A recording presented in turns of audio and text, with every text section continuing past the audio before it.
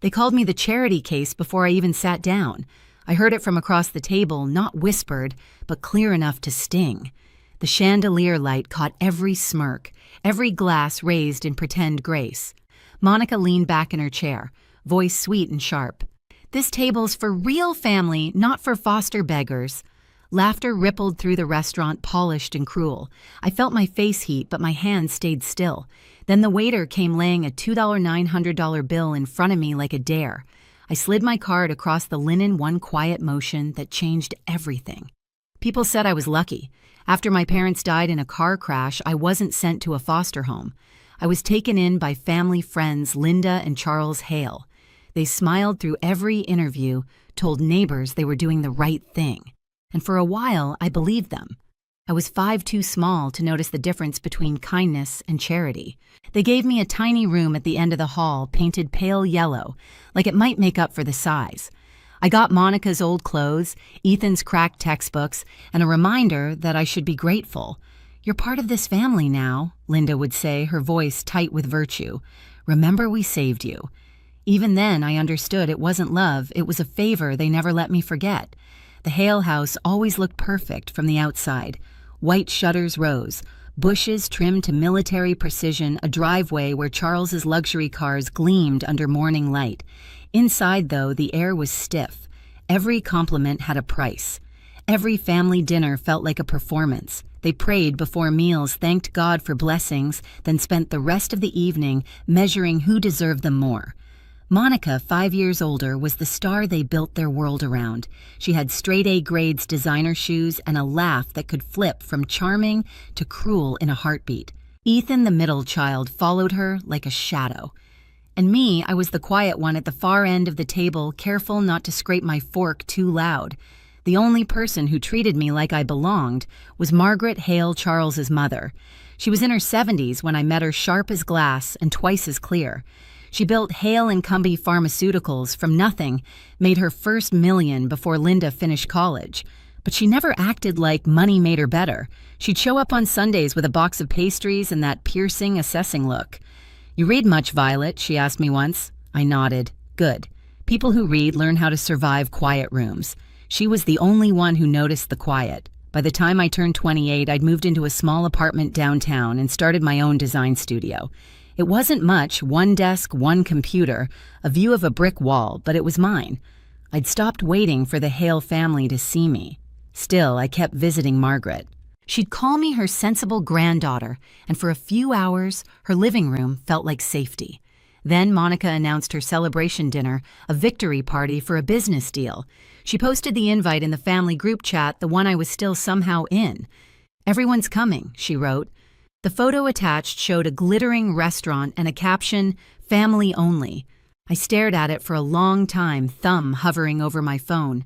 Then I typed, "Should I still come?" and hit send. No one replied. The silence in that group chat stretched for days. No response, not even a polite emoji. Just seen.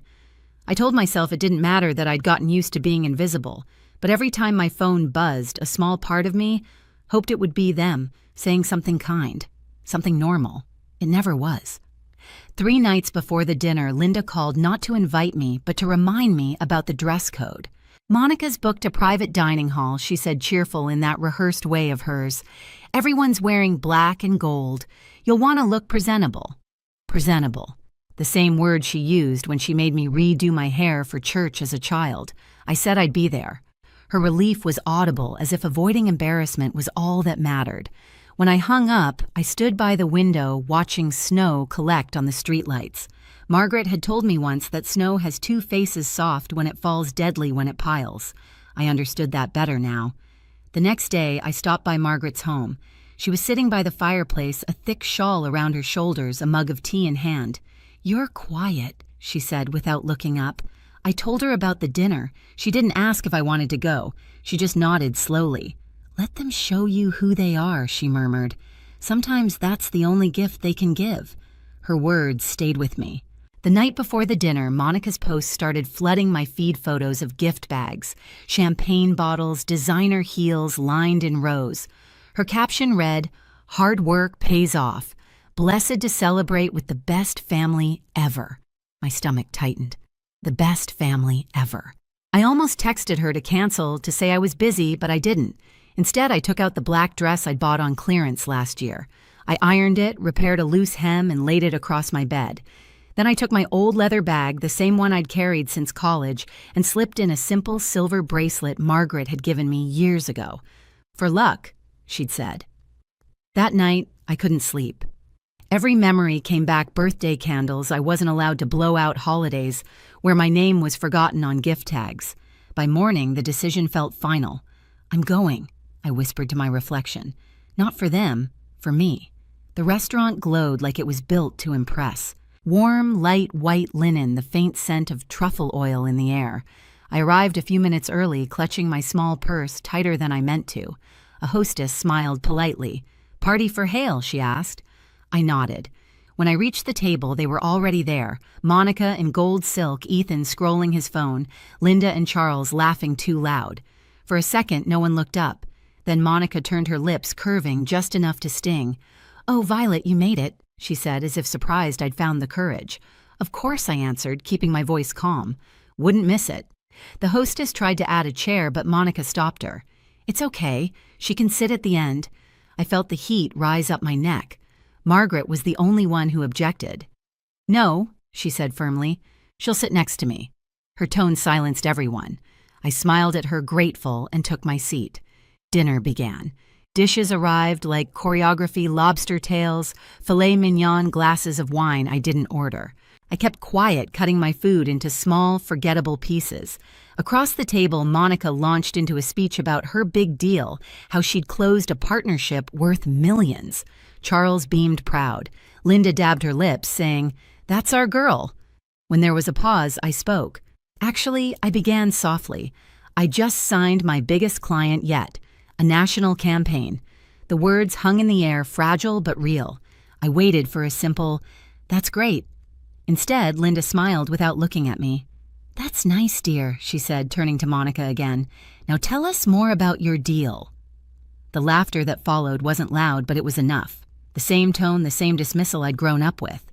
I focused on Margaret. She was quiet, her fork, untouched eyes moving from face to face.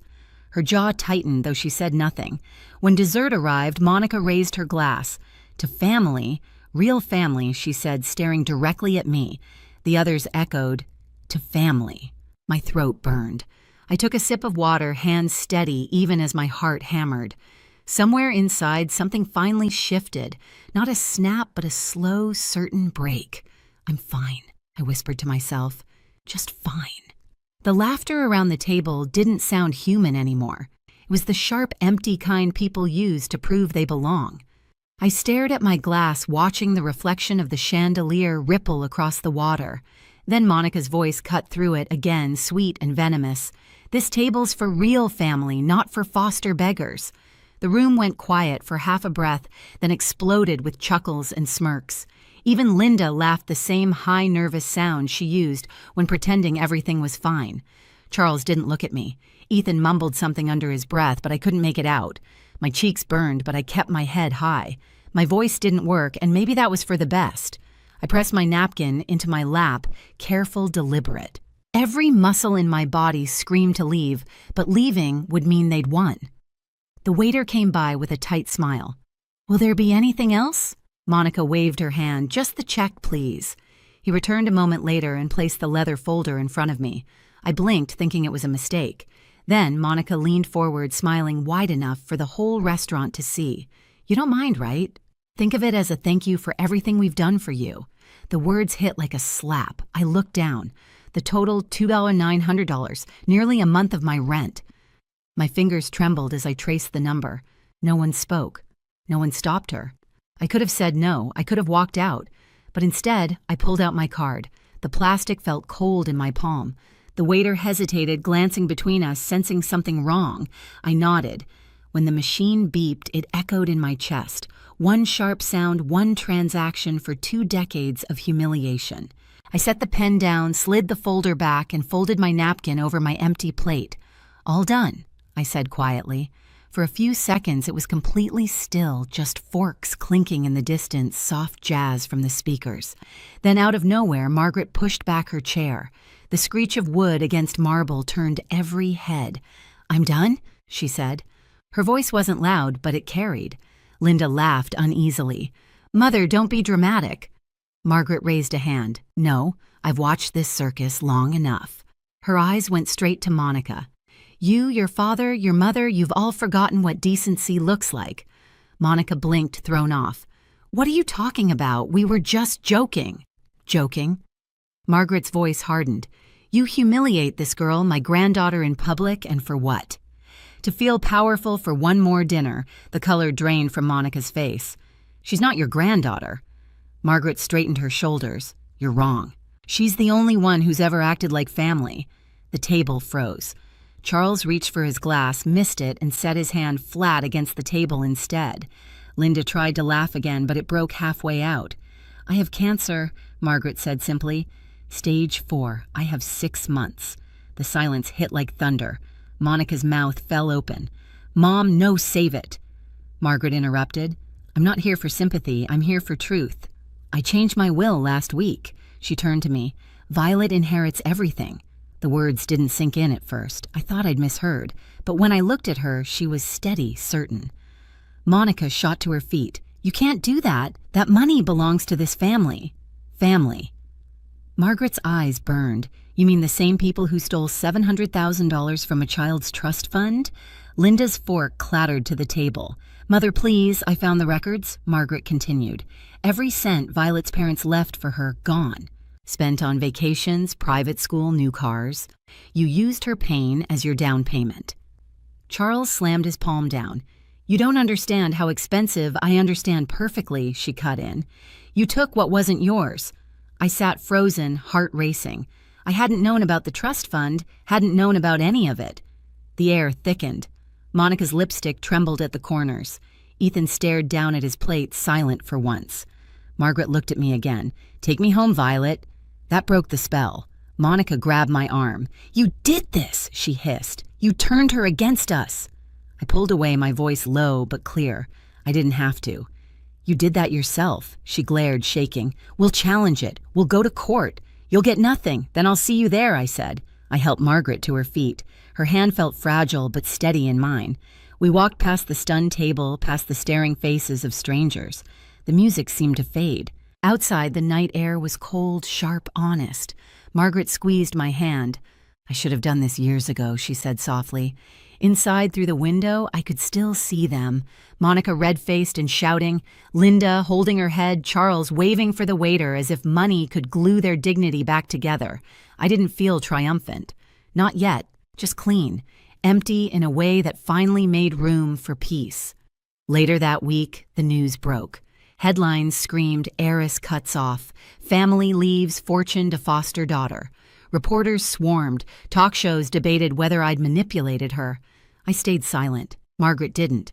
She held a press conference sitting tall beside her lawyer. "I am of sound mind," she declared, "and I'm tired of watching good hearts punished for existing." The cameras flashed. She handed out folders, bank statements, trust fund records, proof of every stolen cent. And then she played the video from the restaurant. Monica's voice echoed across the speakers. "This table's for real family, not for foster beggars." The room went dead silent. Margaret looked into the cameras. "This is what cruelty sounds like when it thinks no one is listening." As if on cue, the doors burst open. Monica stormed in, mascara-streaked voice shaking. "She's lying. Violet used her. We raised that girl out of pity. She owes us." Reporters gasped. Cameras turned. Margaret tilted her head. "Did you just say she owes you? I mean, she..." Monica stammered, realizing too late. The lawyer leaned forward. "You just admitted it. On record." The clip hit the internet before nightfall. 20 million views by morning. The comments weren't kind. Imagine saying that on camera. Justice served in real time. By the time the trial came, public opinion had already chosen sides. The judge ruled the will valid, the trust fund stolen, the restitution owed. Margaret's decision stood. I didn't celebrate. I just sat beside her in the courtroom as she squeezed my hand again, whispering, "You see, silence works when truth is loud enough." A month later, she was gone. At her funeral, I placed a single white rose on her casket, the same color as the tablecloth from that night. For a moment, I closed my eyes and heard that same sharp beep from the credit card machine, but this time it didn't sting. It sounded like a door closing and another one opening. The world moved fast after the verdict, but I didn't. I stayed in Margaret's house, the one with the wide porch and the lemon trees she loved. It felt strange at first, living in silence that didn't hurt. The air smelled like her perfume and old books. Every morning I made tea the way she did, 2 sugars, no milk. Charles was sentenced to 3 years for financial fraud.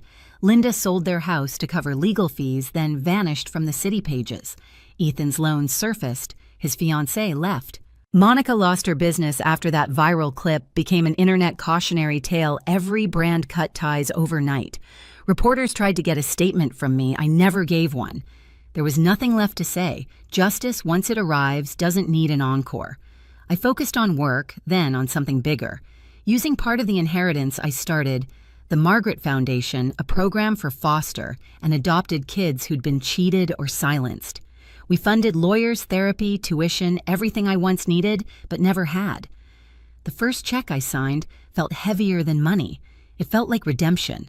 A year later, an application came across my desk, Monica Hale requesting assistance for financial hardship and mental health support. I read every word. She wrote that she'd lost everything, that she was sorry, that she wanted a second chance. For a moment, I thought about approving it. Then I remembered her voice at that table, how the laughter felt slicing through me like glass. I stamped the file, denied, and slid it aside. Some victories are quiet. Mine was. That night, I lit a candle for Margaret and whispered, "We did it." The flame flickered, once steady and bright, like she'd heard me. I visit her grave every Sunday. The grass grows fast there, soft against the marble, and the city noise fades just enough to think. I tell her about the foundation, about the kids we've helped, 200 and counting. Sometimes I imagine her smiling, that small knowing smile, the one that meant she'd already seen the ending before I lived it.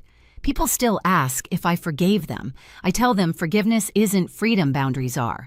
Family isn't who raised you. It's who never made you pay for a seat at the table. If you've ever had to fight to be seen, share your story in the comments. And hit subscribe. Someone out there might need to hear yours next.